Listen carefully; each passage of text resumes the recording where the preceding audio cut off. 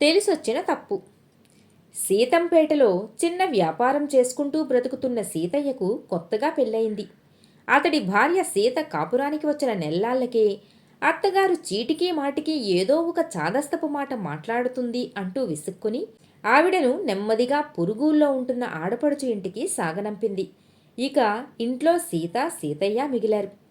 వాళ్లకు ఒక పక్కన రాజయ్య కుటుంబము, మరొక పక్కన సోమయ్య కుటుంబము కాపురముండేవి. వాళ్ళిద్దరివి పెద్ద కుటుంబాలు కావటం చేత రాజయ్య భార్య రంగమ్మ, సోమయ్య భార్య సూరమ్మ సీతను మంచి చేసుకుని అవసరానికి కావలసిన ఉప్పు పప్పు పట్టుకుపోదామని చూసేవారు. అయితే గడుసుదైన సీత కమ్మగా కబుర్లు చెప్పేదే కాని చెయ్యి మాత్రం యామరుపాటున కూడా విదిల్చేది కాదు. ఇలా ఉండగా మొదట్లో బాగానే కాపురం చేసిన సీతయ్య దంపతులకు రాను రాను మాటా రావటం ప్రారంభించింది. సీతకు పనంటే బద్ధకం. 2 పూట్లా వంట చేసే బదులు ఏకంగా ఒక్కసారే వండి పెట్టేస్తే పనితో పాటు ఖర్చు కూడా కలిసొస్తుంది కదా అని ఆమె ఆలోచన. కానీ రాత్రి పొద్దుపోయేదాకా దుకాణంలో పనిచేసి వచ్చే సీతయ్య భార్య విస్తట్లో వడ్డించిన భోజనం చూసి విసుక్కుంటూ, ఏ పూటకాపూట పిడికెడు బియ్యం ఉడకేస్తే నీ సొమ్మేం పోతుంది?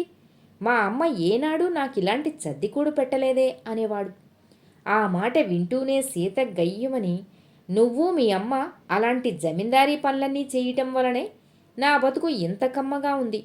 మా పెద్దమ్మ కూతురు మొగుడికి 3 ఎకరాల వ్యవసాయమే దిక్కు. అయితేనేం పెళ్లిలో పెట్టిన 6 తులాల బంగారం కాక పెళ్ళై ముచ్చటగా 3 నెలలు తిరిగేసరికల్లా 2 తులాల ముత్యాలహారం చేయించాడు. పగలు రాత్రి వ్యాపారం వెలగబెడుతున్నా పెళ్లిలో 3 తులాల బంగారం పెట్టడానికే మీ తల్లి కొడుకులిద్దరూ మూతి ముక్కు తిప్పుకున్నారు. పెళ్ళై 6 నెలలు కావస్తున్నా మళ్ళీ ఒక్క కాని బంగారం కూడా ఎరగను అంటూ గుక్క తిప్పుకోకుండా దండకం చదివేది. అంతే, క్షణంలో మాటా పెరిగి చిలికి గాలివాన అయ్యేది. ఒకసారి ఇలాగే ప్రారంభమైన చిన్న గొడవతో సీతయ్య బాగా రెచ్చిపోయి, నీలాంటి గయ్యాలిదాంతో కాపురం చేసే కంటే దిక్కులేని వాడిలా ఏకాకి బ్రతుకు బ్రతకడమే నాకు సుఖం, పో, ఎక్కడికి పోతావో పో అంటూ భార్య రెక్కపట్టుకుని విసురుగా గడపకేసి తోశాడు. ఇందుకు సీత కూడా బాగా ఉక్రోషపడి గబగబా 4 చీరలు మూటగట్టుకుని, ఇదిగో పోతున్నా, కాకిలాగే బ్రతుకుతావో హంసలాగే బ్రతుకుతావో నీ ఇష్టం వచ్చినట్లు బ్రతుకు, మళ్ళీ నీ అంతట నువ్వు బ్రతిమాలు తీసుకువచ్చేదాకా నీ గడపలో కాలు పెడితే అడుగు అంటూ గట్టిగా అరిచి చెబుతూ గడప దాటేసింది. నిన్ను బ్రతిమాలు తీసుకురావడమా? అలాంటి పని కలలో కూడా చెయ్యను.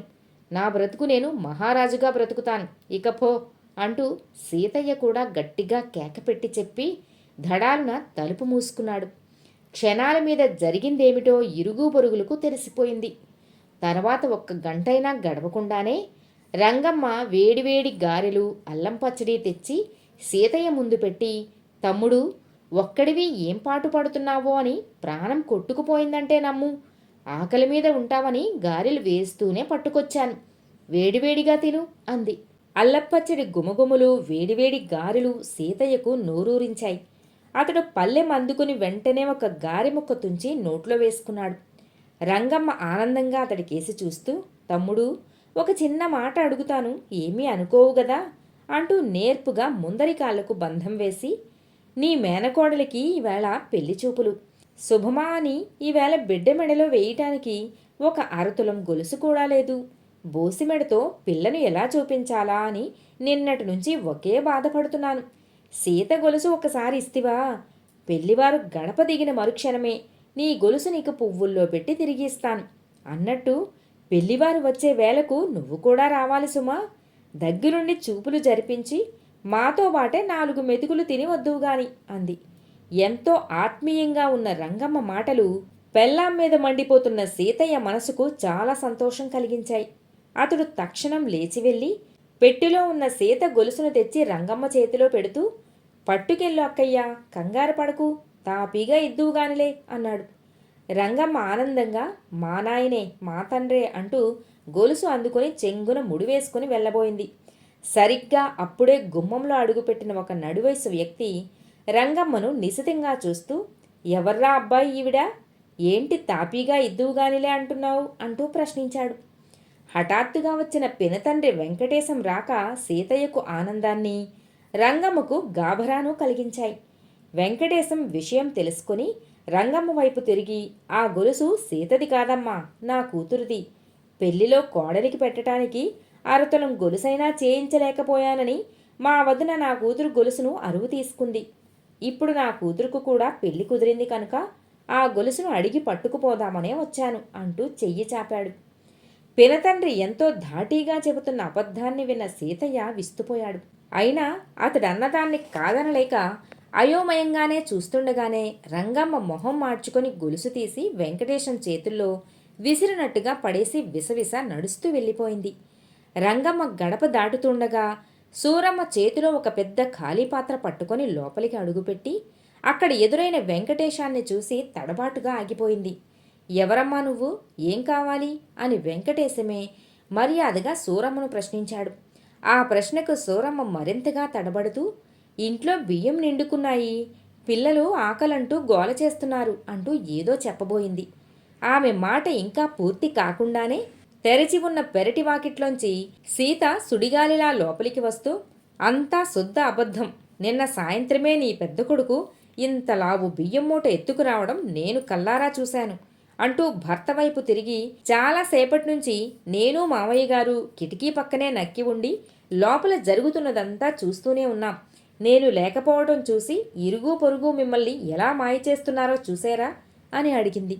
ఊహించని సీత రాకకు సూరమ్మతో పాటు సీతయ్య కూడా తెల్లబోయాడు. సూరమ్మ వెళ్ళిపోయాక వెంకటేశం సీతయ్య సీతమ్మలతో, చూశారా, సహనంగా అన్యోన్యతను పెంచుకుంటూ బతుకులు గడపవలసిన ఆలుమగలు అనుక్షణం కీచులాడుకుంటుంటే స్వార్థపరులు దాన్ని స్వప్రయోజనాలకు ఎలా ఉపయోగించుకుంటారో అర్థమైందా అని ఒక క్షణం ఆగి, ఇప్పుడు నేను చెప్పబోయేది మీ భార్యాభర్తలు శ్రద్ధగా వినండి.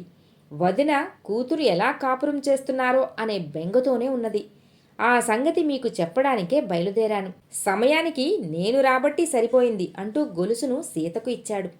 దారిలో మీరు నాకు ఎదురవటం మా ఇద్దరి అదృష్టం చినమామయ్య అంటూ సీత కళ్ళొద్దుకున్నది. మా వదిన కాబోయే కోడలికని పైసా పైసా కూడబెట్టి ఈ గొలుసును చేయించింది. అలాంటి మనిషిని మంచి చెడు ఆలోచించకుండా ఇంట్లోంచి సాగనంపావు. ఇంట్లో అనుభవజ్ఞులైన పెద్దవాళ్ళు ఉండాలని, వాళ్ళ మాటను గౌరవించాలని నీకిప్పటికైనా బోధపడినందుకు చాలా ఆనందంగా ఉంది అన్నాడు వెంకటేశం. ఆ మాటలకు సీత తల వంచుకుని, నా తప్పు తెలిసి వచ్చింది. ఈ అనుభవాన్ని ఇంక ఎన్నడూ మర్చిపోను, నన్ను క్షమించండి అంటూ సీతయ్య కేసి చూస్తూ, అత్తయ్యను తీసుకురావటానికి ఈయన ఈవేళే బయలుదేరతారు అన్నది. భార్య మాటలకు సీతయ్య మొహంలో ఆనందం తొనికెసలాడింది. అది చూసిన సీత తృప్తిపడుతూ వెంకటేశంతో, అత్తయ్య వచ్చేదాకా మీరు వెళ్ళటానికి వీలులేదు, ఆవిడ వచ్చాక 2 రోజులైనా ఉండి వెళ్ళాలి అన్నది. కథ సమాప్తం.